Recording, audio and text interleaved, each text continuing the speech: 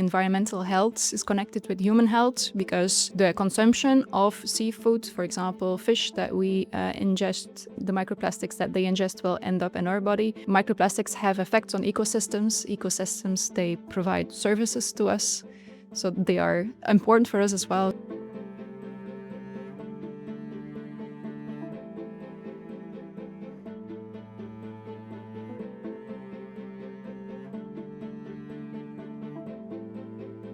First of all, we need to take samples. So there are different techniques for this. What we usually use is a manta net. So this is a net that floats at the surface of the ocean, and thousands of liters of water will go through it, and all the microplastics will be retained in the net. And so we then recover those microplastics and we bring them to our labs. So first there is a processing step that we need to do to get rid of the organic material. And then in the next step, we go towards the analysis of the sample. The technique that we use makes use of a fluorescence coloration, so a fluorescent dye. So we stain the particles and then we use machine learning to identify particles based on their coloration. And then we also do a check with the FTIR, so that's a spectroscopy-based method to validate particle identity.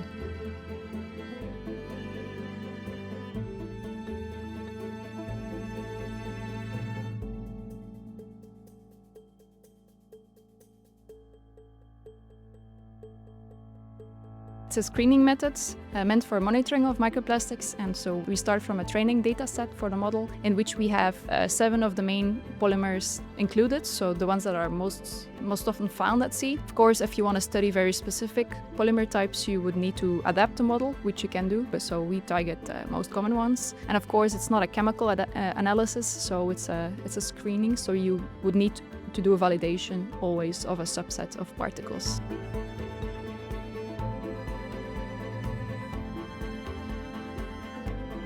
It is important to know how many plastics there are present at sea, because we want to assess the trends over longer periods. So it's very important that we have continuous data and to identify hotspots, for example, areas of concern where there might be risks, where not. And then, of course, also it's important to know the composition of your sample. For example, the size of the microplastics has an impact, has an influence on the environmental impact, also different polymer types, shapes, and so on.